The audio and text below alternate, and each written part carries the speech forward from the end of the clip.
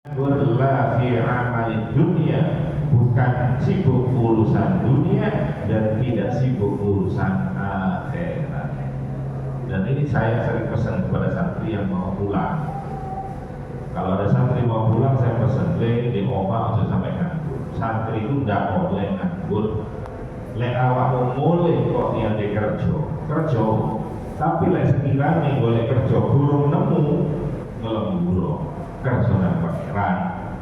Tapi lek bengi maca wae petang masih siang dulu iku jenenge gak nganggur. Boleh penggawean gak nemu mari nganggur wiritan ora niku jenenge nganggur. Gusti Allah gak seneng nang wong sing nganggur. Baik nganggur dari pekerjaan dunia ataupun nganggur dari pekerjaan akhirat. Akhirnya karena nganggur, orangnya tidak bekerja. Pengemis itu bukan profesi, bukan pekerjaan. Maka jangan jadikan pengemis itu sebagai pekerjaan. Banyak orang sekarang menjadikan pengemis itu sebagai pekerjaan. Kenapa? Menjanjikan penghasilan yang tinggi. Loh kok iso? Ini ada tahun kemarin di Ponorogo. Ya, itu ada rahasia. Ternyata ada pengemis penghasilannya 12 juta per bulan. Tahun 2023 yang lalu di Bogor ada pengemis dirazia sama Dinsos. Itu di kantong telanjang ternyata dia menyimpan uang 50 juta. Tahun 2019 di Pati itu ada pengemis berpenghasilan 1 juta per hari. Setelah ditanya-tanya ternyata dia punya tabungan di bank jumlahnya 900 juta. Bahkan baru beli tanahnya 280 juta. Pengemis itu iso akeh. Ngeten, ini pernah ada kisah viral. Ono polisi seakan mau ngemis. Di lampu merah itu biasanya ada orang minta-minta. Di polisi ini diparani, seakan ngemis. Pak, mari makan apa? Cari polisi. Karena itu lek belum makan tak kayak duit cek makan. Oh, mari makan. Iki sih tas ini aku dewe anakku ulang tahun di McD. Aneh ekonomis. Masya Allah. Loh, ini so. Ini aku ini katanya ekonomis. Aku ini lah ekonomis. Mulai jam 7 isu sampai jam 5. Berapa jam ya? Jam 7 sampai jam 5. 10 jam. Iya, 10 jam. Lah lampu merah nanti ke merah lagi, merah hijau itu durasinya 60 detik. 1 menit itu separuhnya merah, separuhnya hijau, 60 detik. Lah setiap 60 detik atau setiap menit itu orang ngomong kayak ini minimal Romeo. 1 menit ada orang kayak duit 2.000. Kalau 1 menit ada orang ngasih uang 2.000, lek 1 jam pinter. 1 jam kan sekitar menit, 1 menit 2.000. Berarti 1 jam berapa? 120.000 per jam. 120.000 per jam. Kerjanya 10 jam. 1 jam istirahat jam 9. Berarti 9 jam. 1 hari 9. Kalau 9 jam kali per jamnya 120.000, berarti penghasilannya 1 juta. Dino ini 1 juta. Jadi saulan. Kalau perai-perai ini 6.000 dino, itu penghasilan 28 juta per bulan. Kira-kira sing perlu dikasihani itu yang ngasih nama pengemis? Yang ngasih. Maka jangan tertipu dengan penampilan lusuh mereka itu. Karena mereka itu mengemis memang macam supaya orang itu belas kasih. Orang yang kasih merongnya gue, merongnya bukan gitu. Semenit dapat satu minimal, semenit berlampu hijau menolong telu pakai 2000-an 3 itu penghasilannya. Maka menyadari banyak kasus seperti ini, banyak di kota-kota besar itu ada tulisannya dilarang memberi kepada pengemis. Kenapa? Supaya pengemis tidak dijadikan profesi, bukan dijadikan pekerjaan. Orang yang boleh diperoleh dengan Allah Subhanahu Wa Taala. Di zaman Nabi ada orang dari Madinah atau dari sahabat Ansar datang kepada Nabi minta-minta. Jadi soal Kanjeng Nabi di jalurnya. Kanjeng Nabi tidak memberi, tapi bertanya, apa di omai dia apa? Betul ada nopo-nopo Kanjeng Nabi, mosok kan dulu. Saya itu, apa sih kon ono lah di jero omai apa? Gewa kan niku selimut kasar. Niku separuh dari kasur, separuhnya dari selimut. Biasanya kalau di rumah, macam-macam orang gelas. Ya wes iku nek omah. Oh ya wes coba rene. Boleh dia ini. Kemudian dibawalah selimut sama gelasnya. Kemudian ada beberapa saat yang lain, sahabat yang lain. Sopo sing kaki tuku selimut karo gelasnya tadi. Kulo Kanjeng Nabi, ya wes wani piro 2 dirham, ya wes 2 dirham. Dikasih 2 dirham. Nah, kalau 2 dirham, coro gampang ini saat ini saya kata 1 dirham berarti payu 1.000. 1.000. Paling ini, wes, ini duit 1.000. Awalnya saya kira pasar. Sing saya kata kayak tuku panganan. Sing saya kata kas, ikut tuku kapal, becok. Gini Nabi. Mari ngono, becok. Rinio, gini Nabi. Pergi ke pasar, balik kepada Kanjeng Nabi, ini pun Ansar. Oleh becok oleh waktu sini, bekan ini dibuatkan kacang. Bisa ini sebuah ini kayak bujuk untuk masalah. Mari kita awakmu boleh kayu. Kerja di akan dulu.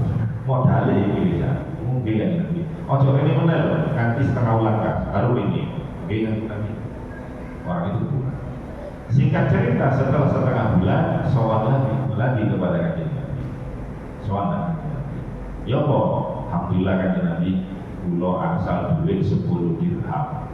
Terus 1 dirham saya kasih saya ketahui kan wis 500.000. Maka apa yang disampaikan oleh Kanjeng Nabi, hada khairul laka. Ini adalah lebih baik.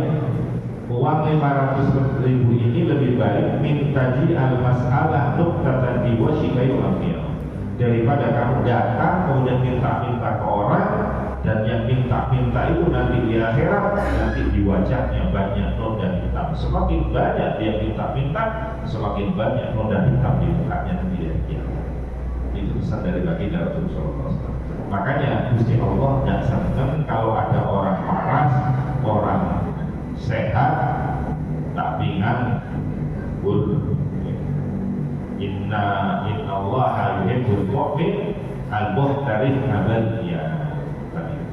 Perawikan beliau dimulai dengan Allah Subhanahu Wa Taala. Sama-sama minta-minta, ada perbedaan. Diriwayatkan oleh At-Tirmidzi, baginda Rasulullah SAW bersabda, Innal mas'alata kadun yaqudu biha ar-rajul wajha illa ayyas ala rajul sultana au bi amrin la budda min. Minta-minta itu tercela dan akan membuat hitam wajahnya nanti di hari kiamat. Kecuali ada 2 kesempatan. Apa itu? Yang pertama minta kepada sultan, kepada pemerintah.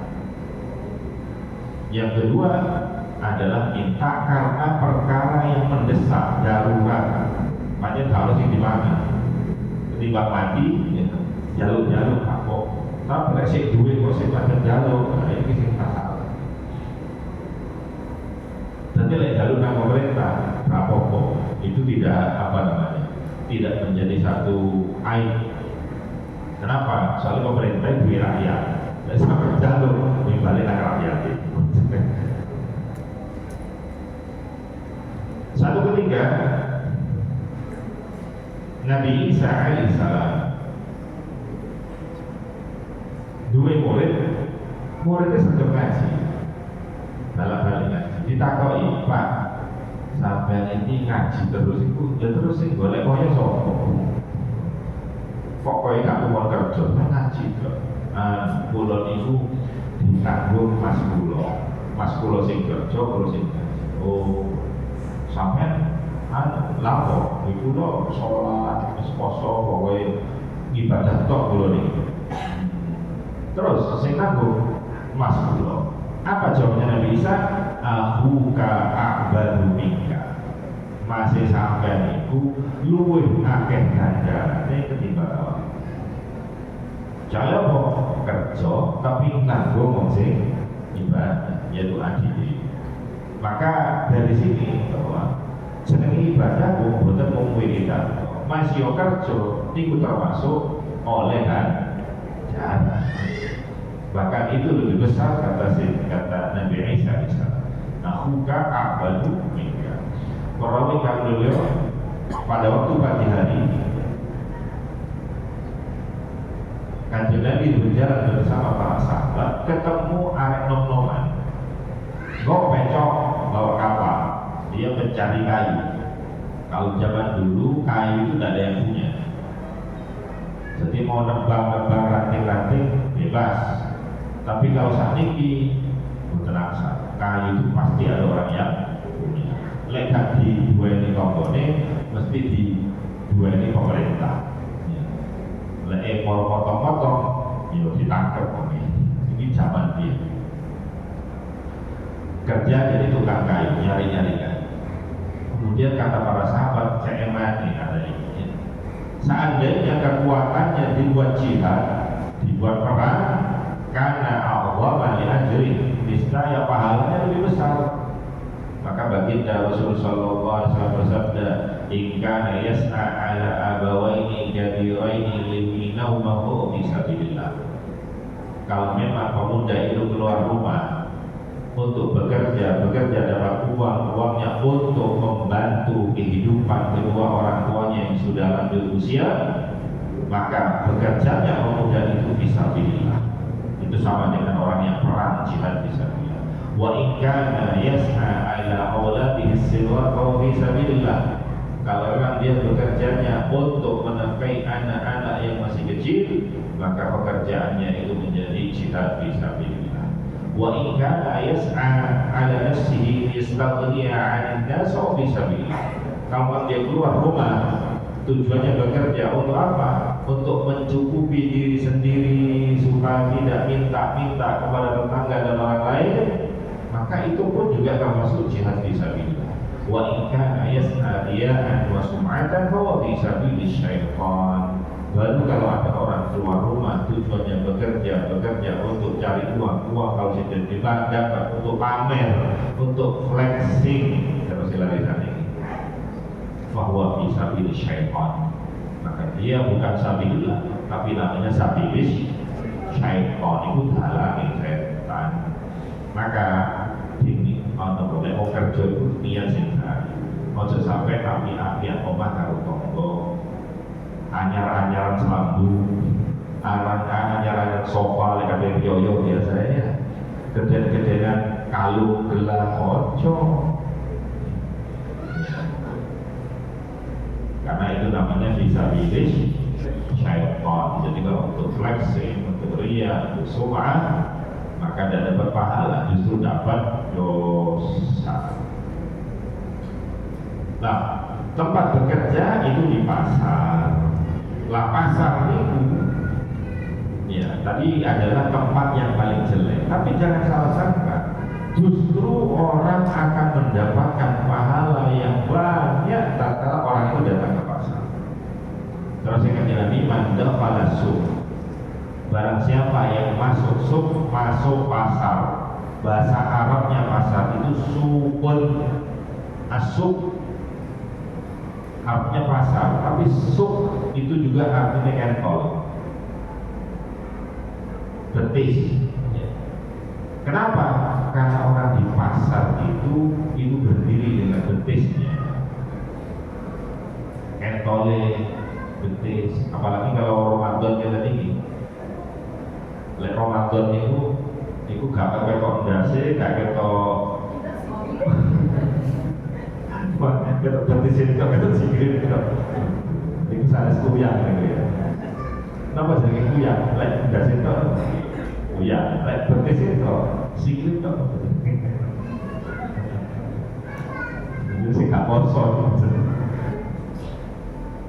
berdiri. Maka di pasar itu orang berdiri, nggak disediakan kursi di pasar itu. Kalau toko-toko, soalnya toko dengan kursi yo jagongan yang suwe gak tuku-tuku, ya bangkrut tak toko. Jadi memang berdiri supaya pas selesai beli supaya pulang gantian. Maka disebut dengan suk. Suk itu juga artinya berkumpul. Sakoya suku itu artinya digiring. Kenapa? Kalau toko buka, pasar buka, orang berbondong-bondong seakan digiring kemudian masuk ke dalam pasar. Maka bahasa Arabnya pasar itu suk, pasar. Barang siapa yang masuk pasar kemudian membaca zikir berikut itu, maka dia katabalahu alfi hasanah, maka Allah akan mencatat untuknya 1.000.000 kebaikan, menghapuskan 1.000.000 kejelekan. Allah mengangkat 1.000.000 derajat, dan Allah membangunkan rumah di surga. Jadi jangan salah paham, tadi pasar itu tempat yang paling jelek. Tapi ternyata begitu ada orang datang masuk pasar, tapi dia berzikir dulu sebelum masuk pasar, maka pahalanya luar biasa. 1.000.000 kebaikan diberikan oleh Allah, kejelekan dihapuskan 1.000.000. Allah meninggikan derajatnya saja. Apa zikirnya? Ini zikirnya, la ilaha illallah wahdahu la syarikalah, lahul mulku wa lahul hamdu yuhyi wa yumiit wa huwa hayyul la yamut biyadihil khair wa huwa ala kulli syai'in qadir. La ilaha illallah wahdahu la syarikalah, lahul mulku wa lahul hamdu yuhyi wa yumiit wa huwa hayyul la yamut biyadihil khair wa huwa ala kulli syai'in qadir. La ilaha illallah wahdahu la syarikalah, lahul mulku wa lahul hamdu yuhyi wa yumiit wa huwa hayyul la yamut biyadihi khair wa huwa ala kulli syai'in qadir. Iki diwaos sebelum masuk pasar. Maka beruntunglah panjenengan lek kerjane di pasar, berarti mendino saged oleh ganjaran sing gede. Tapi nek maca donga niki ya aja bludas-bludus. Mlebu pasar maca dhisik, sempatkan tidak sampai 1 menit gitu. Setengah menit selesai bacanya, berhenti sebentar dibaca baru masuk. Kalau Bapak Ibu sekalian yang dirahmati Allah Subhanahu wa taala, ini syaratnya. Manda falasuk, barang siapa yang masuk pasar. Kenapa kok masuk pasar? Kok tidak masuk tempat yang lainnya? Jadi pasar ada tempat yang jelek. Khassahu bidzikri li'annahu makanul ghaflah an dzikrillah. Secara khusus pasar disebutkan. Zikir tadi, dalam siapa yang masuk pasar baca zikir tadi itu mendapatkan 1.000.000 kebaikan. Kenapa khusus pasar? Karena pasar itu tempatnya orang lupa ingat Allah.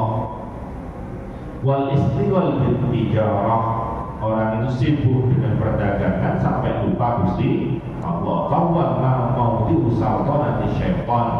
Maka di dalam pasar itu tempat kekuasaannya setan, wa majma'u junudih, dan tempat berkumpulnya bala tentaranya setan. Tadi di pasar karena setane, maka lumrah di pasar akeh wong ngapusi. Yo kan akeh setane, akeh sing goro, sing janji palsu, bahkan sumpah wallahi palsu. Ini pancen gone setan ya beli. Dadi kok ana wong apik di papan panggonan sing elek, berarti wong pilihan. Lek sampean apik di masjid akeh tunggale. Pancen gone wong lakoni apik, tapi lek ana wong mlebu pasar, di pasar gone wong ngabusi, wong masuk malah ngabusi bojoke. Tapi sampai tetap jadi wong jujur, tetap nak elingan Gusti Allah, berarti sampai ini menjadi orang pilihan. Fadzakir hunaka yuharibu syaitan wa yazid junudahu. Maka orang yang tetap ingat kepada Allah tatkala masuk pasar itu sama halnya memerangi setan dan memukul mundur bala tentara setan. Bukan hanya Iran toh, sing iso kebom Israel bisa memukul mundur pasukan Amerika sampai lebu pasar dengan membaca zikir, kemudian tetap jujur di pasar, tetap iling dan Gusti Allah di pasar, sampai ini berarti bisa memerangi setan dan bisa memukul mundur pasukan-pasukan setan. Fahuwa khaliqun bima dzukira minat tawab. Maka orang yang berhasil memerangi setan, memukul mundur bala setan, pantas mendapatkan penghargaan berupa pahala 1 juta kebaikan tadi. Dan dihapuskanlah 1 juta kejelekan. Kalau memang orangnya punya 1 juta kejelekan. Kalau orangnya baik nggak punya kejelekan, maka 1 juta kejelekan itu dikonversi menjadi 1 juta kebaikan diberikan kepada dia. Maka berarti tempat yang paling jelek adalah pasar. Tapi kalau sampai masuk pasar tetap menjadi orang baik, tetap ingat kepada Allah, justru menjadi kemuliaan panjenengan semua. Para bapak sekalian yang dirahmati Allah Subhanahu wa taala. Satu ketika kana Ali radhiyallahu taala an yaduru fi suqil Kufah bidbirrah. Sayyidina Ali pernah masuk pasar Kufah, muter-muter bawa pecut. Sayyidina Ali bawa pecut, kemudian sambil berkata, ya masyarakat tujar, wahai golongan pedagang-pedagang, ambillah hakmu, maka kamu akan selamat. Wala tarudu qaliran ribhi, jangan engkau menolak sedikit tadi.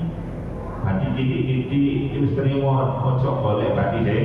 Oke, sampai kakak tadi dino ibu badi itu ya. Oke, tapi mereka untuk pelanggan yang tak balik. Jadi akhir dengan dong.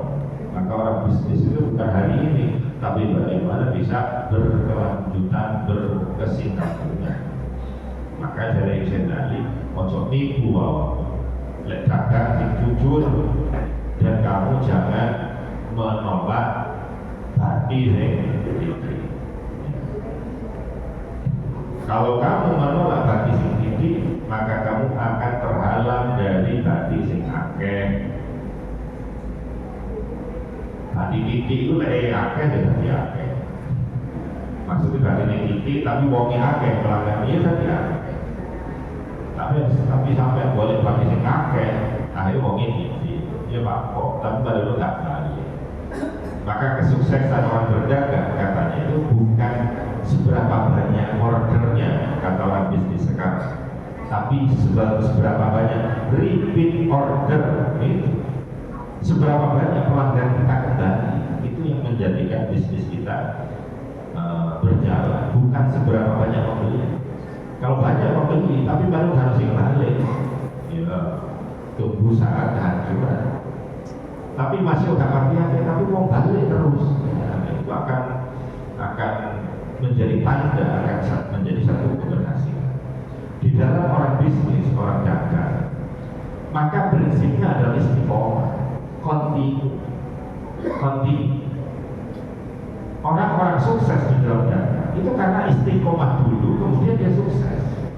Sementara orang gagal, dia itu maunya istiqomah kalau sudah sukses. Itu kalau ada ceritanya, ada orang jualan kopi, jual kopi di pinggir jalan, ditulis buka setiap jam 5 pagi, bukan setiap jam 5 pagi. Padahal dia buka kopi saat itu jam 5 pagi. Banyak orang yang menyepelekan, membuli, menertawa. Sopo kate tubuh si aksi tuh dan satu di bawah lampau. Dan memang betul sepi. Tapi meskipun sepi, dia tetap setiap jam 5 dia buka, setiap jam 5. Sebulan jarang sekali yang mampir. 2 bulan tetap jarang. Setelah 3 bulan, tapi orang itu ngerti. Jam 5 ada kopi, jam 5 di situ mesti didengerin buka. Ternyata ada seorang perawat datang ke rumah sakit jam shift pagi sebelum dia datang ke rumah sakit untuk tugas, buka mampir dulu. Ada orang yang dari bandara berangkat pagi buka, dia mampir di situ. Ada orang mana yang berangkat lalu lawat di situ, dia mesti lewat di situ meskipun tidak mampir, dan ngerti jam 5 pagi. Akhirnya orang akan ngerti jam 5 pagi orang dibuka, pada waktu dia mampir di situ. Baru setelah 3 bulan baru punya banyak, akhirnya ramai. Kenapa dia bisa ramai, bisa sukses? Karena dia konsisten dari awal. Maka istiqomah itu bukan tunggu berkumpul yang selalu ada satu istiqomah jam 5. Yo gak iso. Kan karena buka tadi jam 5 konsisten.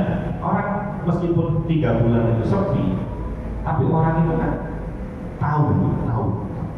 Seperti itu prinsip perdagangan. Maka sama kita wiritan ojo gara-gara ngawali gak iso kok bisa hasil enggak istiqomah wakina. Yo gak sukses. Guru sukses itu istiqomah. Kalau Bapak Ibu sekalian yang kira Allah Subhanahu wa taala. Luqman Hakim berpesan kepada anaknya, ya bunayya istaghni bil kasbil halal anil faqr. Wahai anakku, kata Luqman Hakim, jauhkan dirimu dari kefakiran dengan pekerjaan yang halal. Kerja sing halal. Ya, supaya kamu bisa jauh dari kefakiran. Fa'innahu maftaqara ahadun qattu illa asabahu thalasu khisal. Kamu harus bekerja supaya enggak fakir, karena kalau fakir bahaya. Ada 3 perkara yang mengancam. Apa itu? Yang pertama, riqatun fi dinihi. Orang yang fakir maka dia akan lemah imannya, lemah agamanya. Maka banyak di daerah-daerah pinggiran itu hanya gara-gara dikasih Indomie dia pindah agama. Dikasih bantuan dikit bisa pindah agama. Wadu'un fi aqlih, lemah akalnya. Wadahabu muru'atih, dan hilang harga dirinya. Itu 3 perkara yang menimpamu tatkala kamu fakir. Wa a'rafu min hadhihi thalas, dan lebih dari itu istifraqun nasbihi, kau akan diremehkan banyak orang. Makanya kamu harus bekerja, dan bekerja harus kerja yang halal. Sabar, istiqomah. Orang sekarang itu kepinginnya instan, kepingin cepat, padahal mie instan saja dia butuh masak, gak langsung dipanen, butuh panaskan air, setelah panas dibuka, dilebokno, ditutup, ditinteni, dia diudek. Mie instan saja butuh proses. Sementara orang boleh duit saya kepingin instan. Apa akhirnya? Akhirnya melo, apa jadi judi online, judol, tokel, ya, mobilnya tokel. Saat ini judol, judi online. Judi online itu sekarang yang banyak. Kenapa? Dibuai-buai angan, kepingin dan judi. Nah, kayak gue, judi online 500.000, tombol 500.000, boleh. Pakai 1 juta, boleh. Pakai 5 juta, hilang duitnya. Waktu hilang. Paling ini oleh utang-utang, 10 juta terpono, hilang bisa. Pakai semua itu akhirnya. Nanti dipancing lah sedikit, biasa di DI di bandar. Tenang. supaya dia tersugesti untuk terus ada kemungkinan menang. Tapi lagi suka budui akeh gak balik ya wis kuwi. Nah ini sampai utak-utak macam-macam itu judul. Orang judul itu berarti kurang bersyukur. Ada seorang bapak-bapak cerita ke pulau ini kena judul. Saya tanya, piro anu sampai kerja, piro anu gaji. Pulau ini 1 bulan 7 juta. Oh, 7 juta harus sakit. 7 juta harus sakit. Isi kurang akeh. Itu sebenarnya dulu. Dikai akeh sih kurang akeh. Jadi gak ono wong sugih krono duwe gak ono. Soalnya wong sugih karepe dhewe sik kurang sugih, berarti sik kurang. Maka sugih sak temen niku terus kan dadi al-ghina nafsi. Sugih itu amale karo ati. Lek wong sak sugih-sugih tapi sik kurang sugih berarti akeh kurang. Lek wong jaluknya dulu kan kira dikek ora sik akeh sudo. Akeh kurang. Jago wong sok sugih iki lho. Kemudian ada seorang sahabat yang ini luar biasa. Ini termasuk kategori kalau orang sekarang from hero to zero. Mulai dari nol menjadi orang yang hebat luar biasa. Seorang sahabat Nabi namanya Abdurrahman bin Auf. Abdurrahman bin Auf itu wong sok mukih. Padahal dia hijrah dari Mekah ke Madinah nol modal, gak bawa bondo. Tapi begitu ada di Madinah, dalam kehidupannya dia menjadi milioner. Kalau orang sekarang bahkan triliuner. Itu Abdurrahman bin Auf. Kok iso? Satu ketika kila di Abdurrahman masa baru ya sehari. Apa kunci kesuksesan? Kunci kok iso sugih bisnis sampai itu apa kunci? Rahasia. Ono telu. Tapi rahasia ono telu. Ada tiga.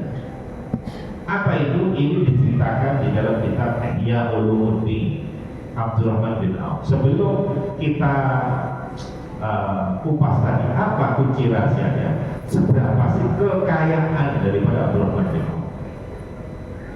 Sugih Abdurrahman bin Auf satu ketika, karena memang Abdurrahman bin Auf bukan pejabat, sehingga hartanya nggak diaudit. Kalau sekarang kalau jadi pejabat hartanya diaudit, biro, rekening biro, baru diumumkan ke publik hartanya berapa. Lah Abdurrahman bin Auf bukan pejabat, jadi nggak bisa didelok langsung rekening, tapi dilihat aktivitasnya. Pernah nyumbang sumbangannya itu 40.000 dirham, kurang lebih itu 1,4 miliar. 40.000 dinar nyumbangnya, kurang kalau sekarang 50 miliar. Pernah nyumbang 200 ukiah emas, itu 3,5 miliar. Pernah nyumbang 500 ekor kuda. Satu kuda itu senilai mobil, berarti 500 mobil, 1.500 ekor kuda. Itu sumbangannya Abdurrahman bin Auf. Pernah pakai gedung-gedung, kayak perang badar. Jadi ngomong sih pernah melok perang badar itu. Niku ditundungi duit 100 orang, per orang dikasih 400 dinar, kurang lebih 500 juta. Kalau emas sekarang itu lebih dari situ ya, karena sekarang mahal.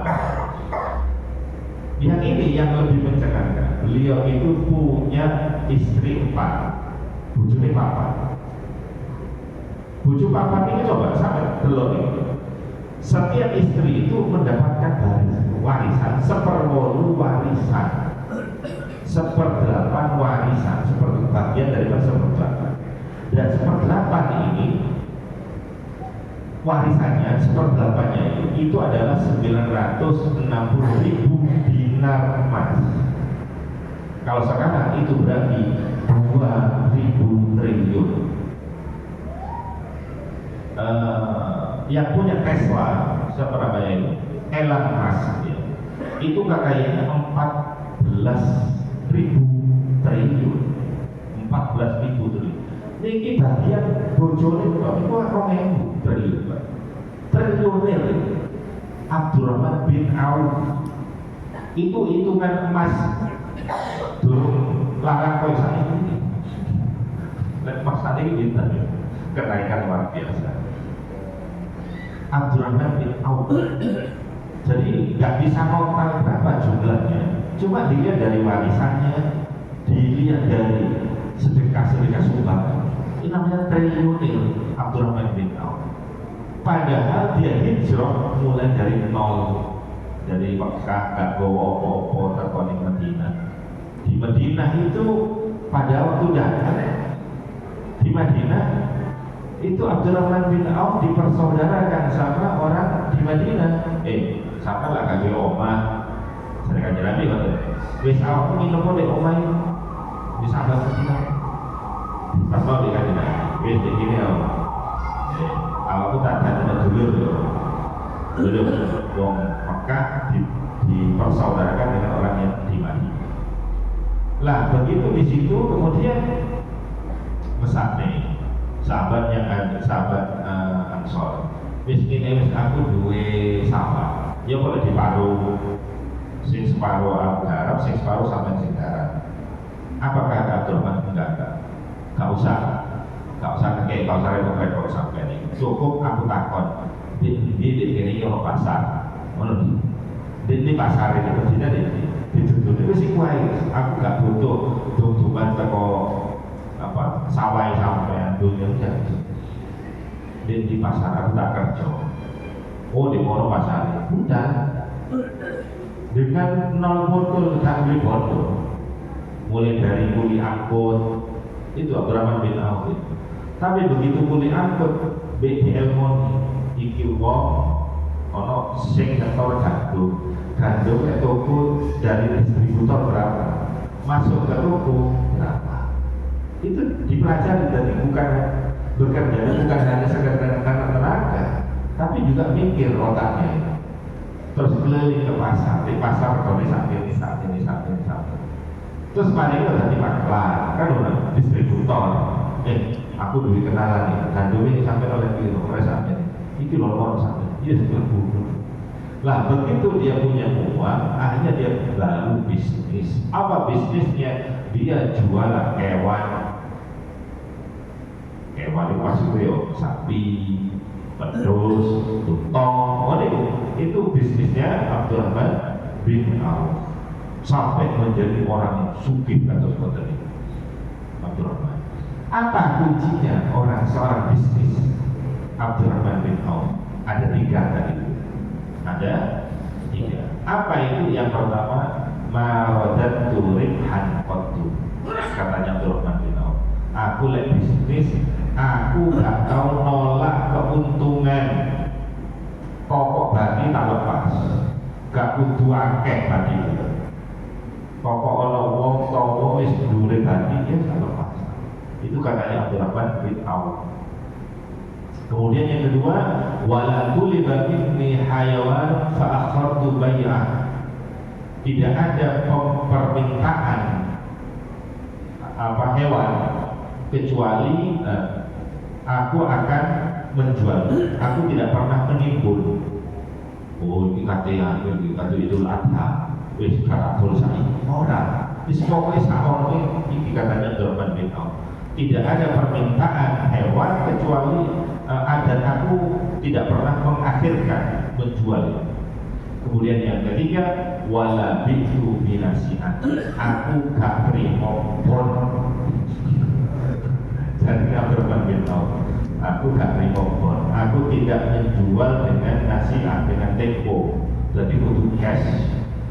Ini katanya Abdurrahman bin Auf. Makanya di warung-warung biasa ada tulisan dilarang ngebon. Jepang saja bisa runtuh gara-gara bom. Warung bisa hancur gara-gara bon. Jadi bukan kalau bahkan pernah beliau itu pernah menjual onta 1.000 onta dan beliau tidak sampai bali. Jadi punya stok 1.000 onta. itu dijual gak pakai bani. Terus mau bani kali tok. Beliau bani kan apa namanya, hewan kan ada talinya. Berarti dia bani 1000 kali. Satu kali itu dijual dengan 1 dirham. 1 dirham mungkin kalau sekarang 60.000. Loh, kalau 60.000 kali 1000 berapa? Hah? Iya bu, sing dari dodol itu dua ya loh. 60.000 kali 1000 berapa? 60 juta. 60 juta. Ini gak berarti apa? Berarti tadi. Terus kali ngono, lek wong ini gak langsung ngambil. Aku gak bagi, ini piro ya? Ini 10 juta, ini tak tahu 10 juta. Tadi ini tadi 1000 ada 1000. Jadi ada orang ngambil borongan 1000, gak sampai bagi. Tapi bagi ini 60 juta tadi itu. Kemudian wong itu gak langsung doko, sik dititip nolipun. Karena sik dititipkan di situ beberapa hari, per harinya kan sik ngingoni. Akhirnya di antara keuntungannya gara-gara ngingoni berdino. Misalnya diambil seminggu lagi, padahal sudah deal sebelum 1 minggu. Maka dia itu bagi setiap setiap harinya itu 1000 dirham. 1 hari bagi 1000 dirham. Kalau tadi 60 juta kalinya, kemudian 60 juta ngingoni per hari 60 juta. Maka dapat keuntungannya. Dan karena melayani seperti itu, maka banyak orang, karena orang itu amanah, Abdurrahman bisa dipercaya. Akhirnya boleh kewan, boleh wedhus, boleh sapi, paribasan, nopo unta, mesti ke situ. Ini menjadi pengusaha besar, bisnis yang besar, sampai miliaran. Ini gara-gara 3 perkara. Jadi tidak pernah menolak keuntungan, akhirnya gak lupuk ake-ake. Sing penting wong itu ya apa iso bali. Itu seperti orang jualan mobil sekarang yang kemarin di sini namanya kacung motor ya, yang di masuk Tulungagung kacung motor yang viral. Mosok di wesok yang lebih. Kulo niku sabang mriko, bantu tiang mriki, kulo silaturahmi mriko. Dari kota itu si 45 menit, jadi dong besok. Tapi di besok ono showroom dodolan mobil, jumlahnya 1000 mobil lebih loh. Bukan 100, 200, 1000 lebih mobilnya. Padahal di besok, lo mobilnya kayak dodol mobil mesti di buto gede, di pinggir embong sikra. Tapi karena dinilai amanah, jujur, kemudian regane yang gak larang-larang, sampai tadi gak akeh-akeh. Dari wong sing tuku itu wong teko di sak Indonesia tuku niku. Bisa Masya Allah kayak itu. Padahal beliau cerita, aku biar modal, aku gak pakai bank, aku gak pakai utangan. Ini modal sendiri, murni modal sendiri. Dulu aku ini dagang modal 40 juta, tok. 40 juta tuku mobil siji, diramut-ramut tapi idol layu, tuku meneh sampai saya kumpul dulu.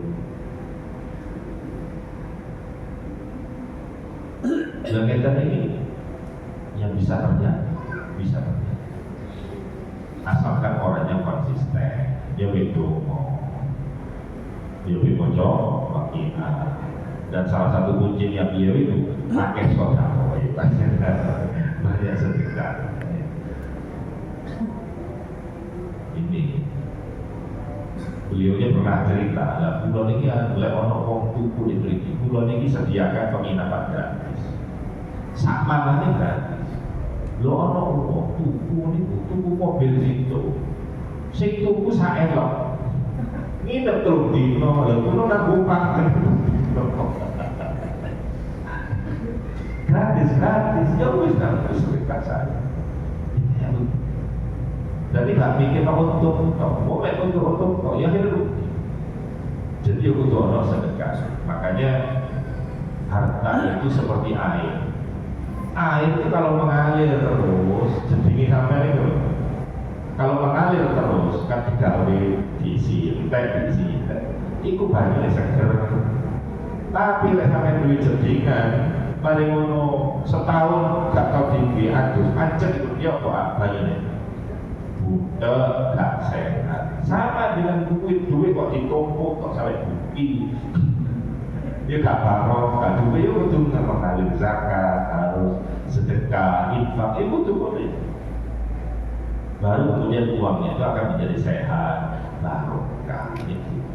Kalau Bapak Ibu sekalian yang Allah Subhanahu wa taala, apapun usaha panjenengan, mau di pasar, mau di mana-mana di pekerjaan nafas, muga dengan barokahnya baca surat Waqiah, muga jadi barokah. Muga bisa mendatangkan ketentraman, kebahagiaan di dunia dan akhirat. Yang terpenting kudu dieling-eling. Kerja itu kudu jujur, ojo ngapusi. Lek wong ngapusi, dunoni celaka, akhirat yo celaka. Maka tatkala sampean iki kate jujur, kok atine ngomong ya aku jujur aku rugi, ngerti yo. Saat ini sampean kalau apapun ketimbang dosa. Maka tetaplah jadi orang yang jujur, amanah. Kalau orang jujur amanah, kaya rugi di awal, tapi investasi jangka panjang. Orang akan percaya, dan bisnis sukses modal utamanya adalah trust, kepercayaan. Kalau tidak percaya, itu alamat kehancuran. Maka yo kerja, yo donga. Karena apa? Kerja niku ikhtiar usaha. Rezeki tetap teko Gusti Allah. Maka oleh panjenengan usaha, jangan pernah melupakan Allah. Allah itu yang memberi rezeki. Bagaimana panjenengan ini bekerja mencari rezeki, justru menjauhi dan yang memberi rezeki Gusti Allah. Maka jangan pernah bekerja dengan menjauhi Gusti Allah. Kerja, waqi'ah istiqomah. Bismillahirrahmanirrahim. Subhanallah wa bihamdihi la ilaha illa anta astaghfiruka wa atubu ilaik. Assalamualaikum warahmatullahi wabarakatuh.